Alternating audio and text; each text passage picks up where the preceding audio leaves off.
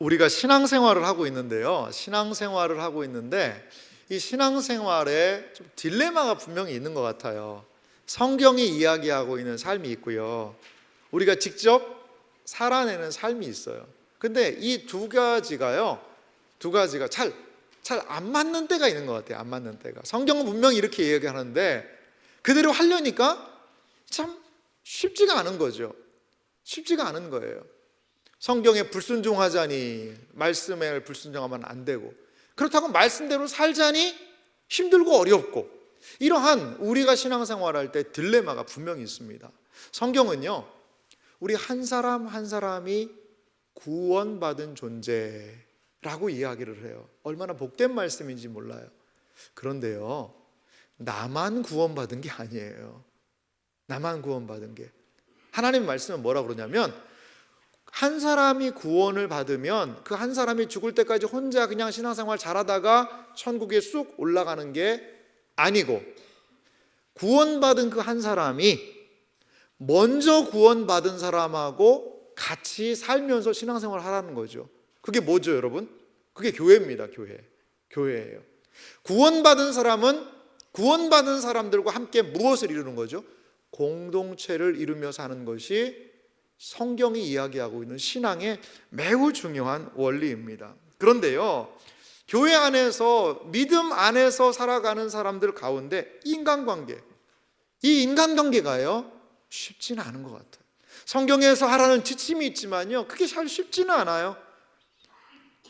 교회 안에서도, 그리고 우리의 교제 안에서도, 친교 안에서 누리는 그 인간관계도요, 어려운 퍼즐 조각을 맞추는 것과 같은 어려움이 우리에게 분명히 있습니다.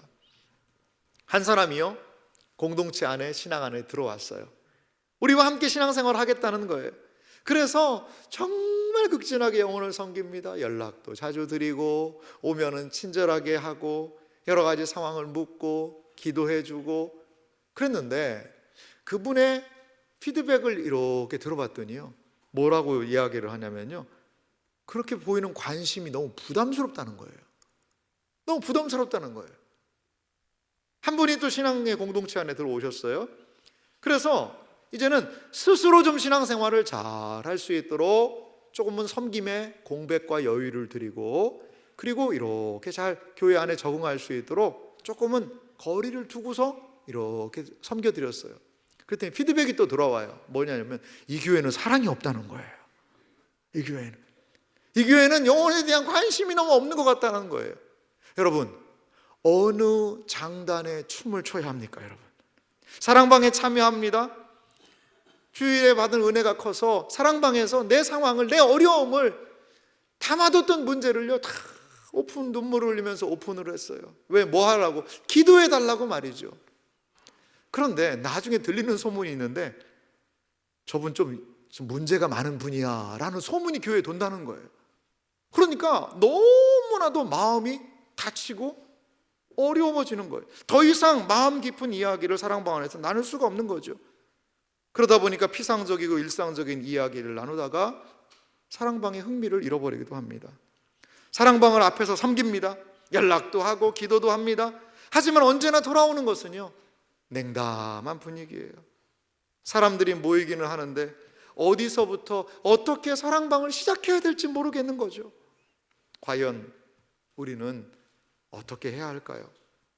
오늘 본문을 통해서 사도 바울은요, 믿음의 공동체가 세워지는 중요한 원리를 우리에게 소개하고 있습니다.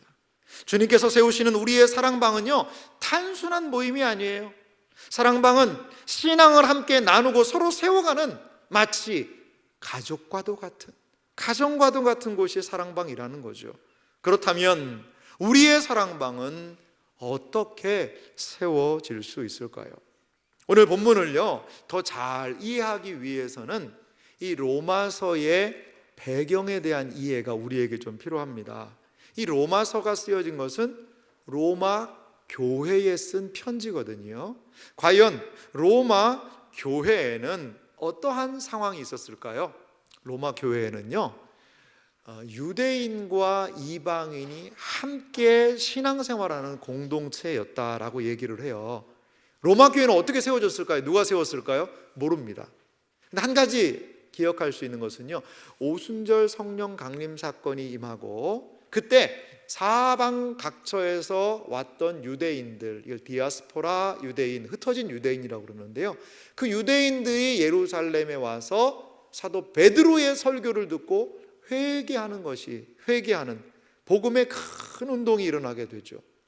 그때의 복음을 받아들였던 일부 사람들이 로마에 가서 아마 교회 공동체를 시작했던 것으로 많은 사람들은 생각을 합니다. 로마의 교회가 시작됐어요. 누구를 중심으로? 유대인들을 중심으로. 그런데 그들이 열심히 복음 생활을, 믿음 생활을 하니까 이방인들도 함께 그 교회 안에 속하게 된 거죠. 그런데요, 그러다가 어려움이 생겼어요. 그건 뭐냐면 로마의 황제가요, 유대인들을 로마에서 추방하는 일이 발생합니다. 이런 기록이 남겨져 있던데요, 로마 황제 글라우디오 주후 41년에서부터 54년에 재위했던 로마의 황제입니다. 그런데요, 이 글라우디오라는 황제가요, 크레스토에 대한 분쟁 때문에 주후 49년에 유대인들을 로마에서 추방했다라는 기록이 있어요.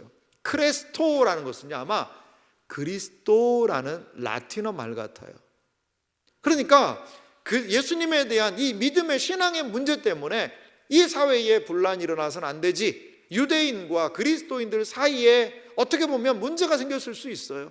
정통 유대인들, 예수님을 알지 못하는 유대인들이요, 그리스도를 믿는 사람들을요 배척하는 일들이 사도행전에 왕왕 발생하지 않습니까? 그래서요, 황제가요 유대인들을 로마에서 다 추방시켜 버립니다. 근데 이게요, 성경에도 이 이야기가 등장을 해요.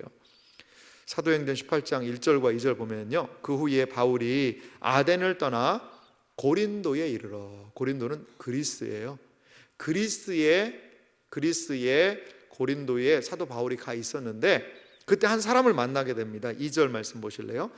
아굴라라 하는 본도에서 난 유대인 한 사람을 만나니, 이름이 아굴라예요. 아굴라, 남성입니다. 유대인이고요, 본도라는 지역에서 이분이 태어난 분이에요. 근데 내용을 보세요. 글라우디오, 누구죠? 로마의 황제예요.가 모든 유대인을 명하여 로마에서 떠나라 한 거로, 그가 그 안에 브리스길라와 함께 이달리아로부터 새로 온지라. 이달리아가 어디죠? 이탈리아입니다. 로마예요, 로마. 그러니까 유대인 추방령 때문에 아굴라, 브리스길라 이 부부는요 어디까지 간 거예요? 고린도까지 간 거예요. 그리스의 고린도까지 내려가 있는 상황을 성경이 우리에게 이야기를 합니다. 여러분, 이렇게 성경에서 좀 보면은요, 그러니까 유대인과 이방인이 로마 교회에 같이 있었는데 유대인 그리스도인들을 다 추방시키니까 이제 로마 교회에는 누구만 남게 되는 거죠? 그래요, 이방인 그리스도인들만 남는 거예요. 로마 사람들만 남아 있는 거죠. 이런 상황이 됐어요. 그런데 로마 사람들은 유대인하고 다르거든요. 유대인들은 그 당시에만 봐도 사도 바울도 보면은요, 성전에 가서 제사도 드리고요, 율법의 내용들을 다 준수하면서 예수님도 믿었거든요. 그런데 유대인들이 싹 빠져나가니까 유월절이고 뭐고 정결 예식이고 다 안 지키는 거죠. 그 이방인 형제 자매들이 모여서 교회를 잘 이루고 있었어요. 그런데 좀 시간이 지나고 수년이 지나니까 황제의 명령이 옅어지고 유대인들이 다시 로마에 딱 들어오게 된 거죠. 그러니까 거기에서 뭐가 발생해요? 문제가 발생하는 거예요. 유대인들은 지켜야 되는 율법이 있거든요. 모세의 율법이. 이방인들은요 그거 안 지키고도 신앙생활 잘 했거든요. 이거 안에서의 갈등이 생기게 됐다는 거죠. 그 갈등을 해결하는 이야기가 로마서일 수 있어요. 로마서일 수 있습니다. 사도 바울은요 로마서를 통해 자신이 전한 복음 안에서 유대인과 이방인이 하나가 되고 그들을 분열시키는 문제에 대해서 복음이 어떻게 말하고 있는지를 이해시키기 위해서 로마서를 기록을 한 겁니다. 오늘 본문과 연결되어 있는 로마서 15장 1절과 2절 말씀을 보면 이걸 더 자세히 알 수 있습니다. 1절은 이렇게 말합니다. 믿음이 강한 우리는 마땅히 믿음이 약한 자의 약점을 담당하고 자기를 기쁘게 하지 아니할 것이라. 로마 교회 안에 믿음이 강한 사람도 있고요, 믿음이 약한 사람도 있다라는 거죠. 여러 가지 그 율법이나 여러 가지 과거에 유대인들이 지키던 전통 안 지켜도 되지 않아요? 그런 사람도 있고, 그래도 이걸 우리가 오랫동안 해오던 전통인데 이걸 지키면서 예수님 믿어야 되는 거 아닌가, 이런 사람도 있다라는 거죠. 자, 로마서 15장 2절에 사도 바울은 이렇게 이들에 대해서 권면하며 이야기합니다. 같이 읽어볼까요? 우리 각 사람이 이웃을 기쁘게 하되 선을 이루고 덕을 세우도록 할지니라. 아멘. 어떻게 생각이 다르고 가치관이 다르고 문화가 다른 신앙 공동체가 선을 이루고 덕을 세울 수 있을 것인가, 다른 말로 공동체를 세울 수 있을 것인가가 오늘 성경 본문이 우리에게 던져주는 질문이라는 것이죠. 여러분, 오늘 우리가 읽은 본문을 통해서 저는요, 교회에서 믿음을 지키는 자들이 어떻게 서로를 인정하고 세워주고 받아줄 수 있을 것인가, 그래서 결국은 하나님께 영광을 어떻게 돌릴 수 있을 것인가를 좀 살펴보기 원합니다. 우리는 본문을 통해서요, 우리의 공동체, 즉 특별히 사랑방이 어떻게 세워지는지를 알 수 있어요. 사랑방을 세우기 위해서는요, 한 3가지의 요소가 필요하다고 봐요. 첫 번째는 은혜입니다. 두 번째는 헌신이에요. 마지막에는 수용이라는 덕목입니다. 오늘 본문을 통해 이 3가지의 우리의 믿음의 공동체를 세우기 위한 모습이 무엇인지를 함께 살펴보기 원합니다. 먼저 우리의 공동체, 우리의 친교회 공동체, 우리의 사랑방이 서기 위해서 필요한 덕목은요, 은혜입니다. 은혜는 무엇일까요? 토대예요. 은혜의 토대 위에서 우리의 사랑방은 세워질 수 있다라는 겁니다. 로마서 15장 4절 말씀을 좀 보실래요? 무엇이든지 전에 기록된 바는 우리의 교훈을 위하여 기록된 것이니 우리로 하여금 인내로 또는 성경의 위로로 소망을 가지게 함이니라. 아멘. 여러분, 무엇이든지 전에 기록된 것이 뭘까요? 그게 뭘까요? 그게 바로 밑에 있잖아요. 성경의 위로. 그게 성경이에요. 이미 하나님께서 성경을 주셔서, 성경을 주신 목적이 뭐죠? 우리를 교훈하기 위해서 성경을 주셨다는 거죠. 여러분, 사랑방을 세우기 위해 가장 중요한 것은 하나님의 말씀으로 교훈을 받는 것임을 여러분 믿으시기 바랍니다. 사랑방은요, 인간관계로 몇 마디 좋은 말로 세워지지 않아요. 하나님의 말씀이 주시는 은혜가 토대가 되는 것, 그것이 바로 사랑방이 세우는 가장 중요한 가치입니다. 사랑방의 토대는 사람의 말이 아니라 하나님의 말씀이라는 사실을 여러분 믿으시기 바랍니다.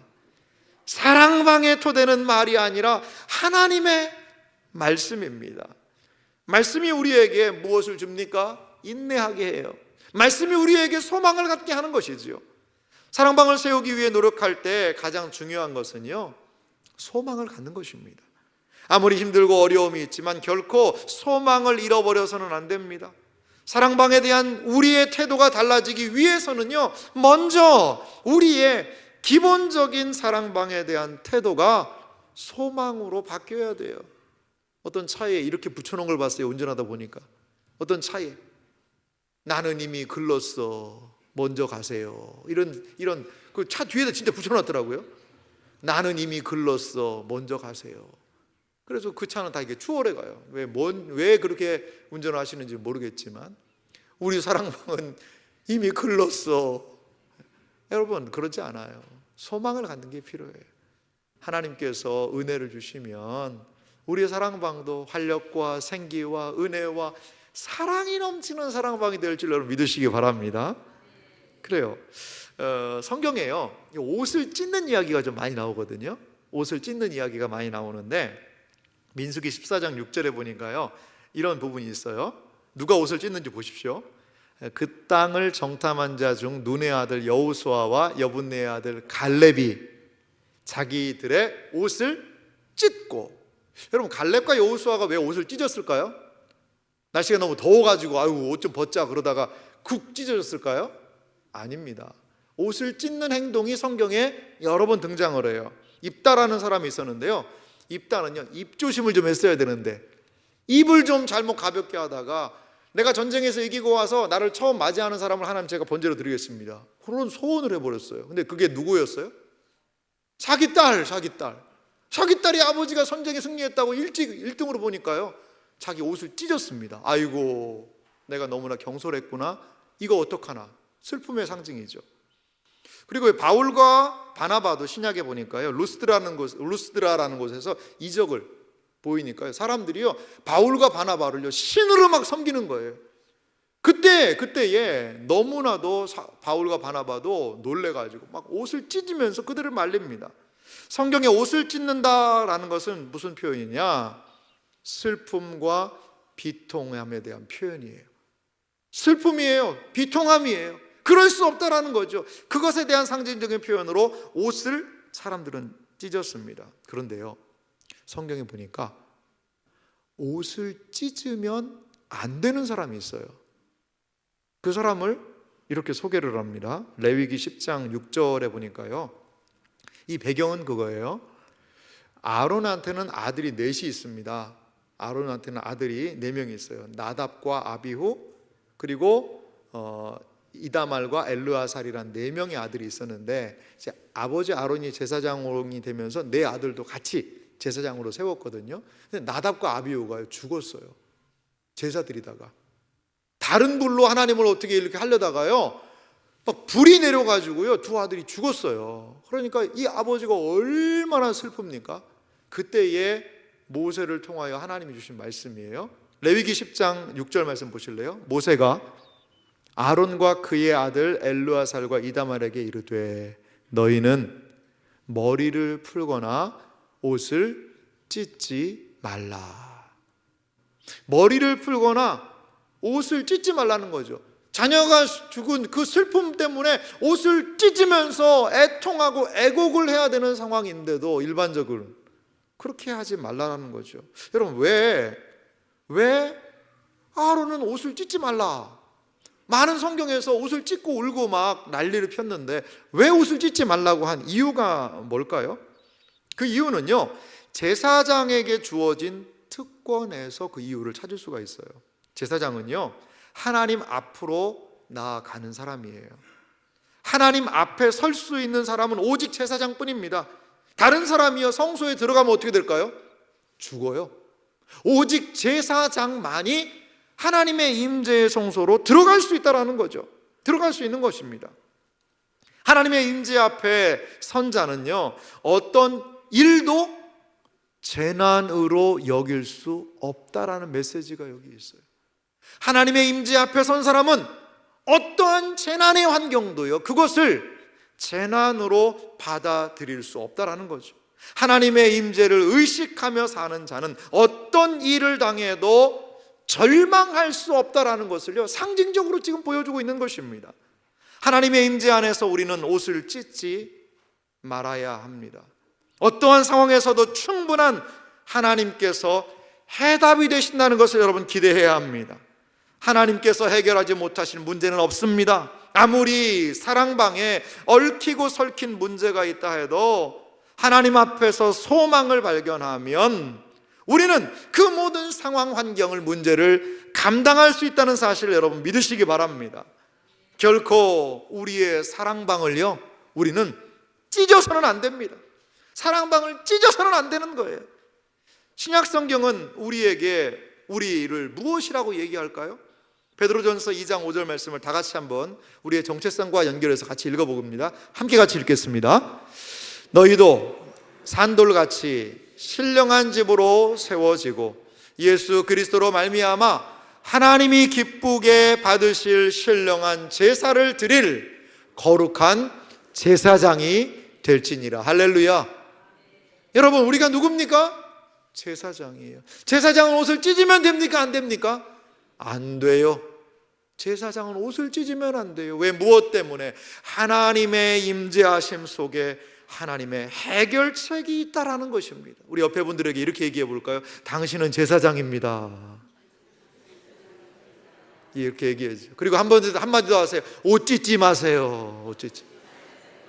옷을 찢으면 안 돼요. 옷 찢으면 안 돼요. 어떠한 문제 앞에서도 옷을 찢으면 안 돼요.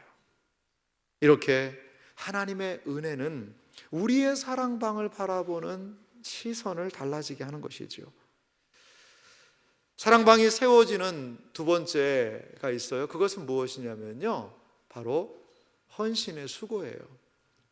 은혜 위에 우리는 헌신을 쌓을 수 있는 겁니다. 그런데요, 은혜가 없는 상태에서 수고만 하려고 그러면요, 늘 여기가 참 많은 어려움인 것 같아요.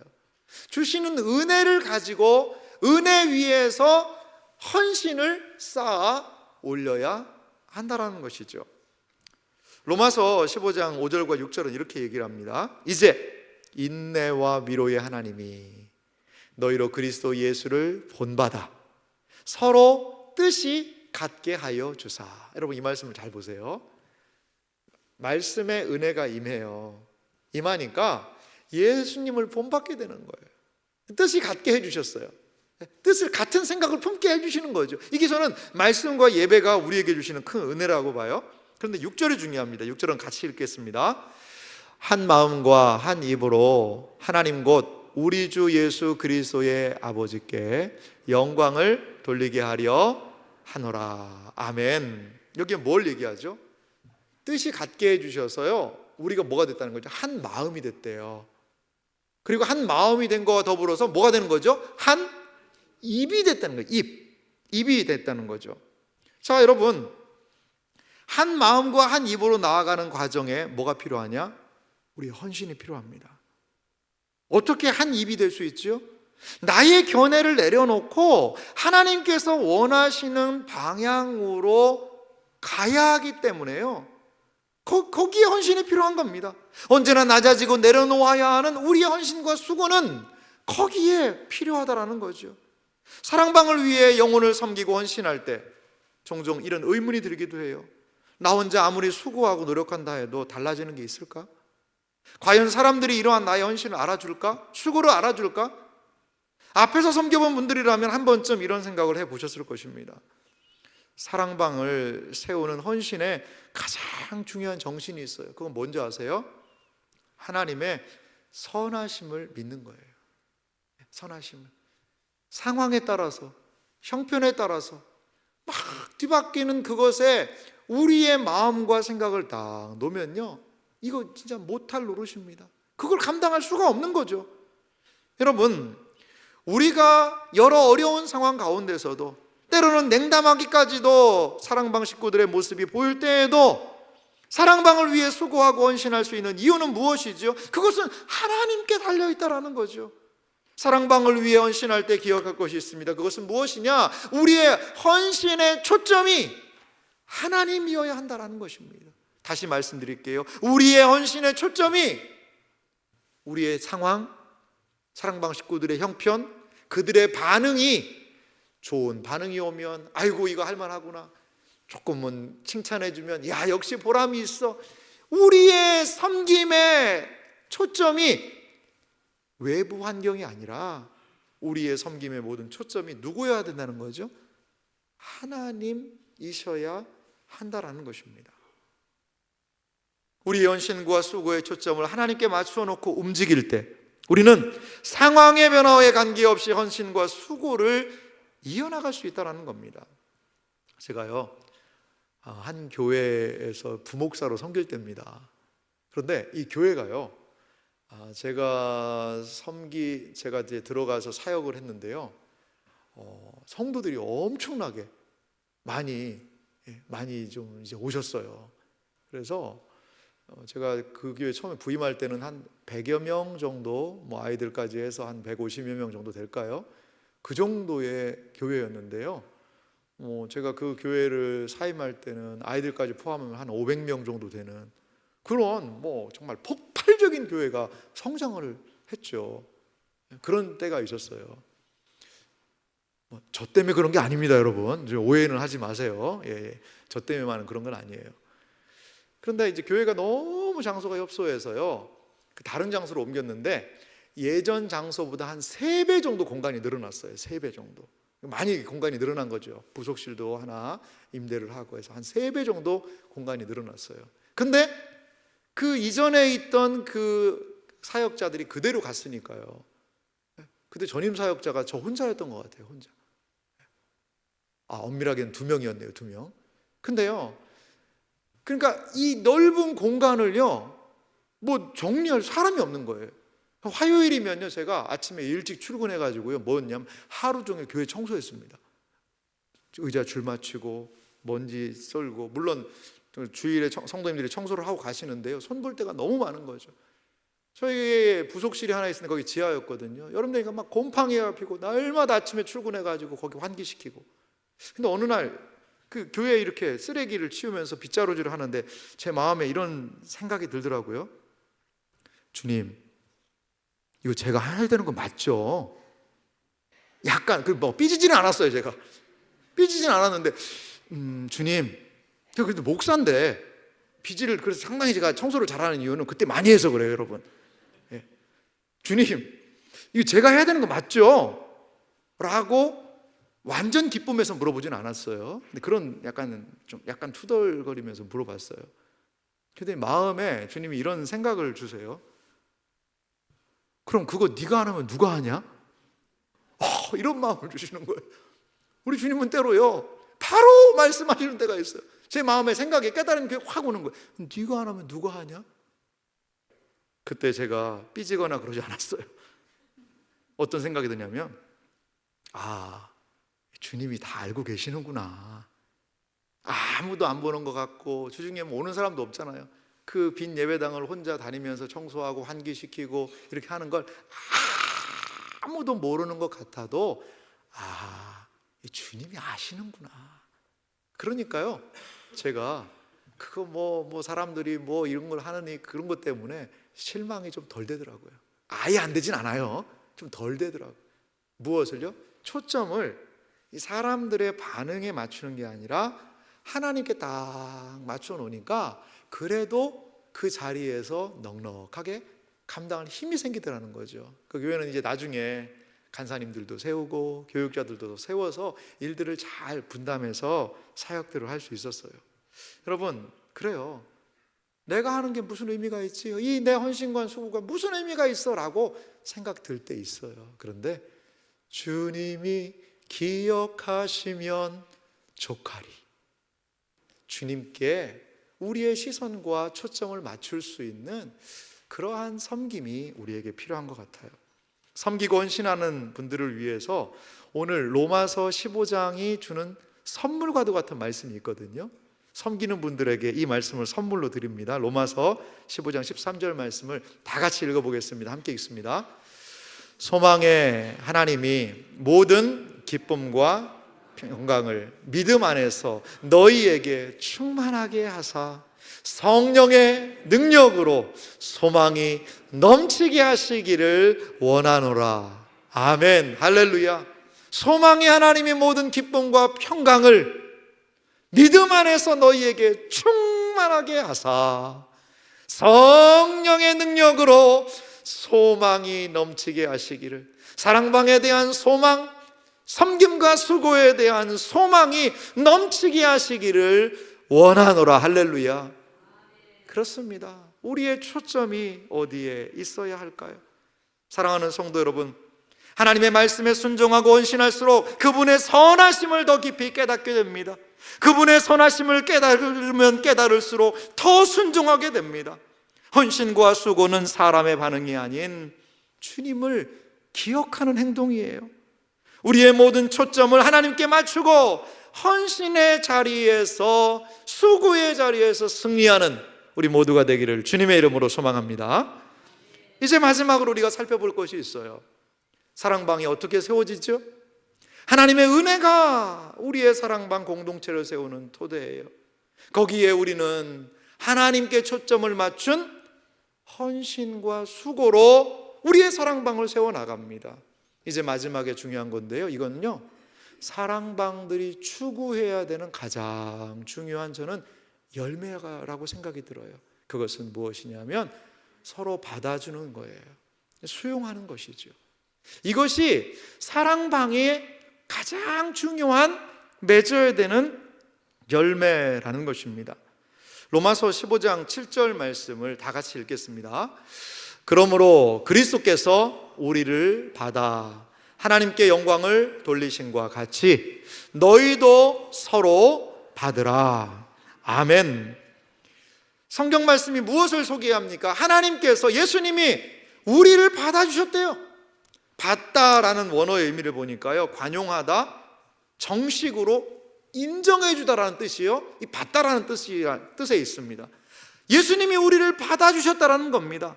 받아주셔서 하나님께 영광을 올려주셨으니까 너희도 서로 인정해주라는 거예요. 받아주라는 거예요. 우리 사랑방은 우리 사랑방만의 독특한 문화가 있고 전통이 있습니다. 당신이 우리 사랑방 오면 이걸 따르든지 아니면 다른 데로 가든지. 아니요, 그렇지 않아요. 받아줘야 돼요.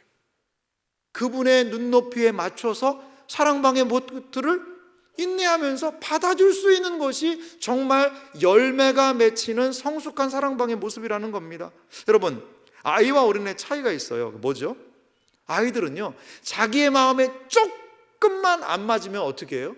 금방 좋고 막 헤헤거리다가도 자기의 마음에 안 맞으면요, 힝! 하고 삐져버려요. 이 아이들의 특성이에요.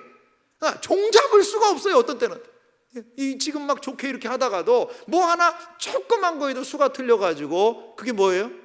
아이의 모습이에요. 어른들은 어쩌죠?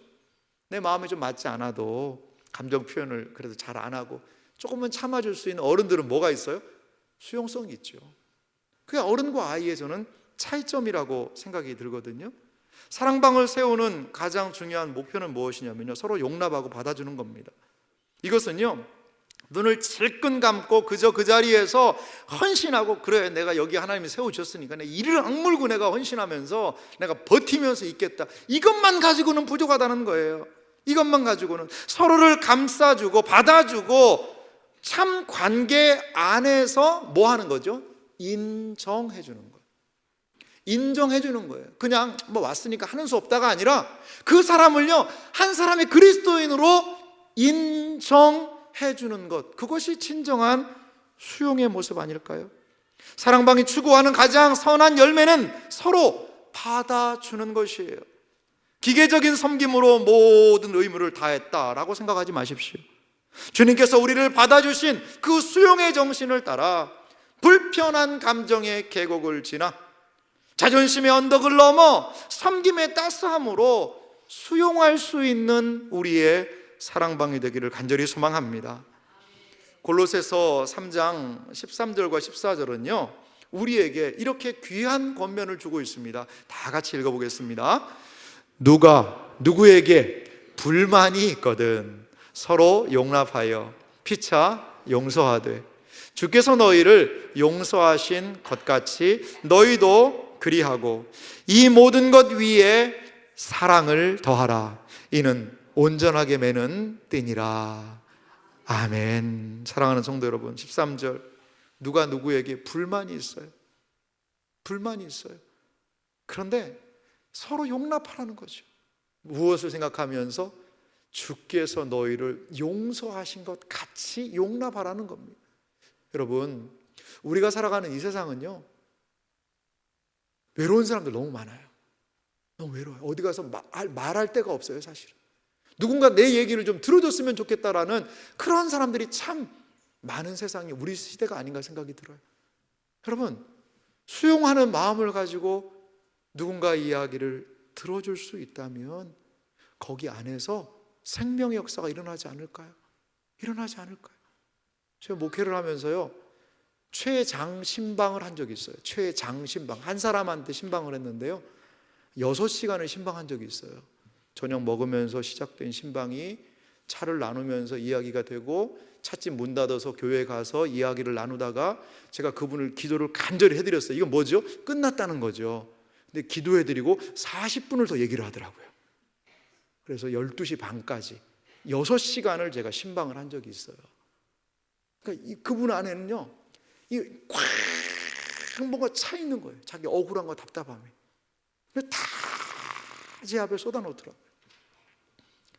물론 그 다음부터 뭐 신방 시간이 짧아진 건 아니에요. 하지만 그래도 6시간은 넘지는 않았어요. 여러분, 이야기를 때로는요, 어떤 때는 물론 뭐 사랑방에서 서로 절제하면서 인내가 필요하지만 때로 성령께서 마음을 움직이시는 사람이 있다면 들어주세요. 거기가 아니면 어디서 이런 얘기 하겠어요?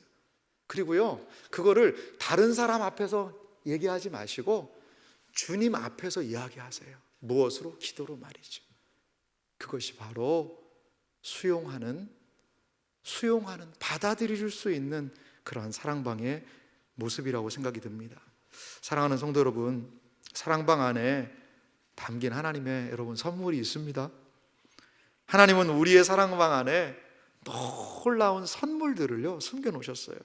올해 보니까 상반기 사랑방이요 딱 20주예요. 20주 20번 만나는 거예요.